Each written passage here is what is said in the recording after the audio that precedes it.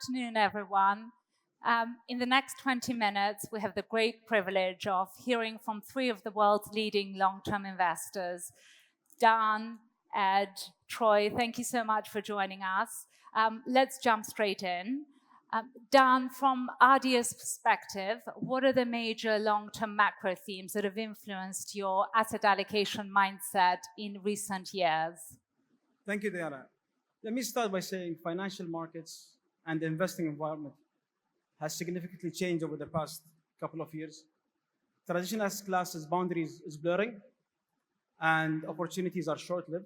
So for us to really be able to capture these fast-moving themes, we had to really build the skills internally and really become much more systematic and data-driven to be able to move much more agile and capture these events. So some of the major themes that is actually we're looking at and that's really driven our long-term macro themes are, of course, AI and the AI ecosystem around it, whether it's software, power, energy, but also we're looking at really expanding that asset allocation decision when it comes to these themes through our private allocation.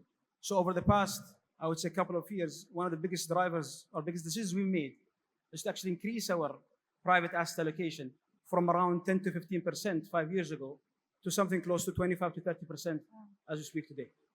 Okay, great, thank you. And Troy, does the IA see a similar set of long-term macro forces shaping opportunity or a different mix? Yeah, one thing to keep in mind, it's notoriously hard to forecast the ups and downs of the economy. I remember dearly in 22 and 23, there were many people calling for the end of growth as we know it. The focus for us is therefore on long-term economic growth. I don't want to bet against human innovation. If there's any place on the planet that's a better demonstration than the UAE, I haven't found it. We continue to allocate, and then it's just a question of how you choose, as Dan was saying, to capture that growth, whether it's an artificial intelligence, power, infrastructure, etc. But in the long term, risk tends to be rewarded. Great. And Ed, CPP Investments often describes these portfolios as super tanker, engineered for resilience rather than rapid maneuvering. How does that philosophy shape the macro variables you prioritize most as CIO? Great. First of all, let me just say thank you for the invite, and it's great to be in the region. And it's phenomenal just to see how the region has progressed over the last 50 years and the tremendous impetus of the leadership to develop the region both economically and geographically. So congratulations. Thank you. Yes, the supertanker analogy is a good one. And it's partly because of the size of our organization, but it also reflects the fact that we invest in a lot of private assets that we expect to hold for a long time. We don't have a whole bunch of liquidity with respect to. So when we think about portfolio design, we're really trying to be cognizant of how do we build a portfolio that is robust to a whole bunch of different economic events and outturns, and is it able to weather those outturns and come out the other side? One, as I said, we don't have a whole bunch of liquidity in the portfolio, but two, as Troy just alluded to, we're relatively humble about our ability to predict where markets are going. So we think much better design criteria is building something that is robust and resilient against a whole bunch of different outcomes. Yeah. And staying on the macro theme, in today's environment of fragmentation and persistent inflation, how has the total portfolio approach reshaped the way CPP Investments interprets macro signals compared with a traditional asset class CIO model? Yes, we were one of the early adopters, I think, of the total portfolio approach. And by that, we meant that we wouldn't have preset allocations to individual asset classes. We're going to be a lot more flexible in terms of how we thought our portfolio and our portfolio construction. One of the ways that we do that from a design perspective is trying to identify the underlying drivers of asset returns across a whole variety of different asset classes. And in that respect, we think of things like growth and inflation, discount rates, risk premiums. And we try to figure out how different assets load on those factors. Then importantly, what is the appropriate allocation across those different exposures? We then take a look at all the different asset classes, try and figure out how they load on or how they deliver those factors, and then select a combination that we think increases the risk return of the portfolio. And that at its heart is really trying to level all assets, whether they're infrastructure assets or equity or real estate, public or private, saying if we can price those consistently Yeah. according to those exposures that they exhibit, then we can form the portfolio that has the highest expected return at the end. And that, essence, is kind of total portfolio approach in terms of a relative value framework. Yes, that's really helpful, especially at a moment when TPA is such an active point of discussion in institutional circles. Yes, I think the TPA is a bit of a buzzword right now, I think, in the industry. But if you abstract it all back and think much more from the perspective of an individual asset owner, and how do you want to think about your entire collection of assets opposed to allocating to individual asset classes in a set perspective. Yeah. That's really the flexibility that I think Yes. TPA delivers. Mm-hmm. Thank you. Let's move to private markets. Dan, from Adia's perspective, how are you thinking about private equity pacing today in this exit environment? So let me start by saying I think Adia has a natural competitive advantage. I think all of us do, given our long-term focus. So one of the things that we look at, and our teams actually have a global mandate, and they have actually flexibility to invest and deploy capital when they see opportunities on a global relative basis. Yeah. So we've been, in the recent years, we've been trying to really look at sub-asset classes within private equity and try to grow that mandate as possible. So one of the things we've done is we've invested in private credit. We were early on to deploy capital into secondaries, continuation vehicles. And as the environment actually did improve in terms of trying to actually exit, we did actually take that opportunity and exited some of our deals. So I can give some examples. We've exited from our investment in Galderma, which was a spin-off from Nestle, for example. We've exited from our PIC investment, PIC investments, or Pension Investment Corporation in the UK, sold it to Athora. So these are some of the examples where we definitely try to utilize the environment when it's healthy and the markets are actually conducive to actually exit these. But we continue to deploy. We definitely continue to see opportunities globally, and we should not really stop from deploying. One of the things where in the past, I think we see the trough in distributions and private equity behind us. So it was 22, 23 was the trough when it came to distributions, around 10% of open NAV. We believe it's actually coming back to its normality, around 20% open NAV. So we think the markets are actually coming, it's coming back to normality, and we should be getting more distributions to redeploy in the market. Great. And Troy, where is the IA stepping in or stepping back in private equity today? Yeah, it's a very interesting topic in that respect. So the extent to which, for example, within buyouts, we've always liked mid-markets and lower mid-markets, a focus on value creation and operational improvement. That's never been more important. The extent to which leverage is your friend, that's great, but good old-fashioned private equity from 30 years ago, just like my suit, get out there and do the hard work of improving businesses. Yeah. The exit environment and the challenges around selling businesses also create massive opportunities in secondaries. Secondaries are a favored allocation for us. But even within secondaries, the world has changed quite a lot.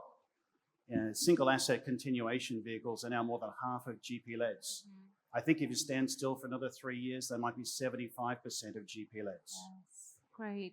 I was going to ask about secondaries because we had a chat in the summer and the pace picked up since then, and the role of secondaries in your portfolio and your thoughts on GP-led and LP-led secondaries. Yeah, well, there's a role for all of those in the portfolio. The important part here is that every challenge that various parts of markets face, whether they're public or private, creates opportunities elsewhere.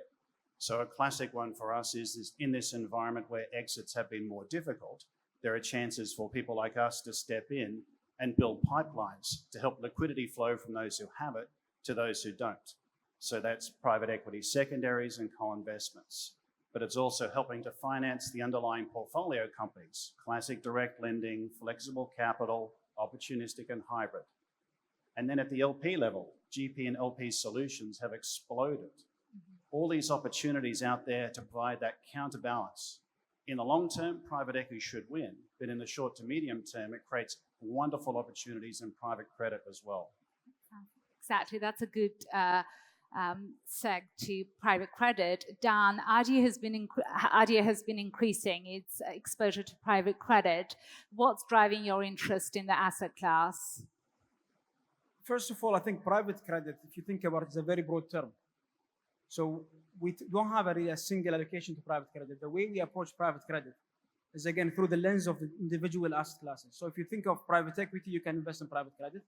If you look at real estate, infrastructure, and also fixed income, you can actually invest. So the way we approach was bottom up rather than top down. We definitely measure our exposure at the top level. Now, the way we approach it is we actually allow the investment teams to look for opportunities on a relative value basis given their targets, but they have to look at it from a risk-adjusted basis. So each individual sleeve actually approaches a bit differently. So I can give an example of how the private equity team looks at it. So private equity, when they invest in they invest in platforms. What they do is they actually they have excellent relationships with some of the managers. They create, actually they seed private credit platforms where the team actually owns an stakes in the GP. So they have this economics, which provides a kicker over and above the return. So that brings them closer to an private equity-like returns, even though it's a private credit. When you look, for example, at real estate, do the same thing. So we really created these platforms, whether it's Overland with Centbridge, whether it's AGL, where we founded a CLO manager in New York. Again, we did the same thing. So we really try to look for opportunities where it does give us high teen returns and does give us exposure to private. But I think the way we approach it is very opportunistically. It's a relative value. I think when the asset class is very attractive and does marry itself to high returns, the teams will actually invest in it. Ultimately, I think the whole idea is to allow that flexibility within the teams rather than have a strict allocation to it. That's how we approach it. Yes, great. And Troy, private credit is clearly strategic for EIA as well. What's underpinning that conviction? Well, it's the changing opportunity set out there. So if you came to Abu Dhabi 6 or 7 years ago and wanted to talk about that wonderful 6 or 7% return you can get, I don't care. But now you can make 12, 15, 18%, depending on how much risk you want to take in private credit. These are genuinely competitive returns for long-term investors. So as the opportunity set changes out there, whether you're using a TPA approach or an SAA or something else to set your allocations, the important part is that marginal allocation of capital to new opportunities, to solve problems, to seek higher returns, to capture new sources of returns. The GP economic side of things, for example, as Dan highlights, has been an exciting area for a lot of LPs to capture some of that fee revenue back. Co-investments are the way to blend down returns. So the chance here, whether it's private credit or infrastructure or real estate, anyone wants to talk about real estate, is to continue to rotate capital through opportunities. That's great. And then staying in private markets, looking at infrastructure, which has long been a major area for ADIA, how has the environment for infrastructure investing changed, and where are you seeing the most compelling opportunities, Dan? So ADIA started investing in infrastructure since 2007. That was the initial asset allocation decision to actually invest. And I think today the asset class did mature since then. So rather, I think institutional investors are now moving away from actually deciding whether to allocate to infrastructure. It's now moving towards more of a portfolio management approach of the infrastructure portfolios. So again, I think what we've done in ADIA is now we have a really mature portfolio where we try to continue to upgrade that portfolio and really follow some of the thematics that are happening around us. So we again, once the opportunities are there, we tend to exit some of the old portfolios or the mature portfolios and move to something which, again, try to upgrade the portfolio, something which is more relevant. So we've actually, again, exited, for example, from Getlink. We've exited, I think from Phoenix Power and Peru. And now we're reinvesting that into again, the current thematic, again, around AI, whether it's data centers with Vantage Point, with ArcLight, again, power distribution in the US, which is, again, a very hot theme, again, around the AI ecosystem, ultimately. But we continue to see opportunities in renewables, transportations in emerging market, again, with which you think it's a bit difficult, but still we think there are certain opportunities in these sub-exposures within infrastructure. Thank you. And Troy, which areas are most compelling for EIA? in infrastructure? In the infrastructure space, power looks very special. So everyone's obviously aware about data centers and the endless demand they apparently have for power. But particularly in the United States, in this world of deglobalization and onshoring of manufacturing capability, most of those industries are very power thirsty. And so the extent to which many places in the world have aging infrastructure for power generation, but also power distribution and storage, there are very exciting opportunities there for long-term investors to allocate capital at high rates of return. So I'm very enthusiastic about that power aspect, obviously reinforced by the digital technology aspects, but as an outright thematic in its own being. Great. And Ed, CPP Investments' legislated mandate, maximizing long-term returns without undue risk of loss, is unusually explicit. How does that clarity anchor capital allocation decisions in practice? Yes, importantly, there's a distinction between, I'd say, sovereign wealth funds and ourselves. So we're actually a pension fund, and we're a creature of statute. And as you just referred to, our mandate is explicitly set out in the statute. And the way we've interpreted that phrase, maximize returns without undue risk of loss, is that it first imposes a duty upon us to try and understand how much risk the fund can bear and still deliver upon its mandate. So the first thing that we do is try and set a target overall risk exposure for the fund. And then subsequent to that, it's maximizing returns at that level of risk. And as I alluded to previously, there's no preset asset allocations within that frame. Management has delegated the responsibility of trying to figure out how to allocate capital across all the available opportunities that we have. But the end goal is to maximize returns, or to maximize the Sharpe ratio, the risk return of the profile of the fund at that stated level of risk. So it gives management a lot of flexibility and really forces us to always consider what the options are out there in terms of what's available to us and what we can do to help the fund succeed.